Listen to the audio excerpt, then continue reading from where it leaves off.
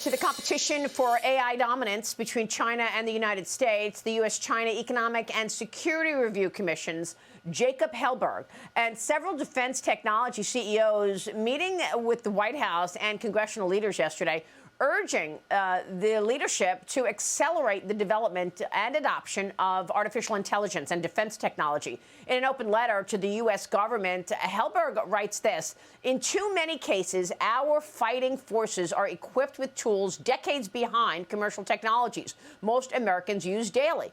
Most new cars on the road today have more advanced AI than deployed U.S. military vehicles."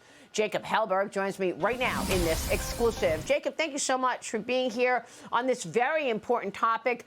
I guess my first question is why? Why aren't we keeping up in our defense complex with what automakers and phone makers are doing every day for consumers? Well, Maria, thanks a lot for having me. It's great to be with you. First of all, the letter that you just showed was highly unorthodox for a lot of CEOs to sign. It's very, very rare for technology CEOs to make a joint statement on values and express a concern on national security. There's a whole chapter in my book dedicated to the rift between the hill and the valley. My deep belief is that the primary reason why there is such a big challenge with converting new technologies into hard power is it's a cultural rift. You see Silicon Valley engineers, they're 20 years younger on average than your lawmaker on Capitol Hill. Lawmakers on Capitol Hill have a background in legal training and they're attorneys. Engineers obviously approach things from a much more mathematical way of thinking. And so you have people in two communities that approach things with a drastically different worldview. Ultimately, bringing those two communities together, which are both in the business of building the future, is incredibly important because it's by bringing these stakeholders together that you allow them to build trust and get to know each other and also expose lawmakers to the universe of what's possible and all the new technologies out there. And so that's exactly the kind of iterative work that we've been doing, bringing technology CEOs up to Capitol Hill, showcasing the different ways in which they're pushing the boundaries and building new technologies, because we can't take 20 years to build a submarine. China is outcompeting us on every front, and they're preparing for war, and we need to act now. Well, I mean, look, okay. By the way, that's just not a good answer, okay? That is not a good answer that it's about culture. That we are not keeping up with our defense potential in terms of innovation in AI because of a cultural difference. As you say, China has ramped up its investment and its focus on defense. And right now, you're talking about hypersonics and various, high-level technology that the Chinese are using, as many people, like Gordon Chang, think that the Chinese Communist Party wants to go to war with America. Secretary of State Antony Blinken meeting with China's vice president on the sidelines of the UN's General Assembly yesterday. And China's vice president told him, quote, "China-U.S. relations face a lot of difficulties and challenges, and both sides need to display more sincerity, more efforts, and meet each other halfway." I mean, this is the conversation underway between the U.S. and China right now, as the U.S. basically begs for a partnership, sending 4 people there just in the last 2 months. Why isn't there more of a focus on national security in this country? That's the focus that we prioritize on this program, and I just think it's laughable that that's the answer, that it's cultural.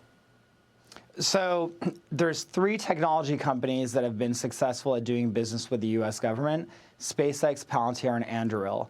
All 3 of them had to take the U.S. government to court to get an independent third party to look at the evidence and conclude that those technology companies had a superior solution at a lower cost and forced the Department of Defense to award them contracts over the traditional primes.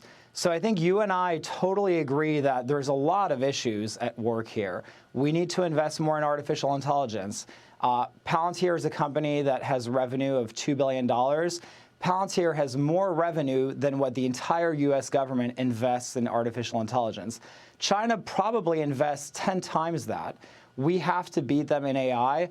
Resources are part of the issue, but I wouldn't underestimate the extent to which the cultural problem at the DoD is real and serious. And ultimately, it really starts at the top. Culture is a reflection of leadership, and you need leadership at the Department of Defense that basically forces the bureaucracy to adopt emerging technologies and is absolutely relentless in breaking glass to make sure that this actually happens. Yeah, Xi Jinping has said. Yep. Xi Jinping has said that he is basically wants to prepare his country to go to war as soon as 2027. That probably means 2025. Everything that he is doing points to an intent to go to war. He opened defense mobilization offices across this country. He's stockpiling wheat, corn, and rice like it's going out of style. He is de-dollarizing his economy, trying to sanction-proof himself. And, you know, I worry a lot that we are still far too incremental in this country, and we're patting ourselves on the back with taking small incremental steps. We need to be taking bold action if we want to be ready 24 months from now from a potentially cataclysmic event. And ultimately, part of the message... I could not agree more. Yeah, I could not agree more. I think you are spot on, Jacob, for sure. This is such an important issue, and I'm so glad we're discussing it. Meanwhile, you know, this president is talking about a potential November meeting between President Biden and Xi Jinping. I mean, what's going to get done there when the United States rarely holds China to account for some of the aggression? You mentioned the defense contractors that are largely involved in AI, Palantir, Anduril, and we've spoken with the CEOs of those companies, by the way. Here's my question. Are they also selling AI to other countries? I know they're you know, they live and die by these DoD contracts. Who are their other big customers? Yeah, so I'm so happy you bring that up, because the group that came together yesterday, when you take the American technology ecosystem, you remove the legacy primes, and then you take Silicon Valley and you remove all the companies that do business in China, you're basically roughly left with the group that came to Washington yesterday to meet with the administration and congressional officials. And it's a shockingly relatively small group. The unfortunate reality is that too many of our companies are conflicted. The group that came yesterday, Anduril, Palantir, SpaceX wasn't there for a whole host of reasons, but Anduril, Palantir, you know, Varda, all these different companies don't do any business with American adversaries. They are, you know, they came proudly saying, we're American citizens, we're American companies, we want to support our country, and we're not afraid to say that.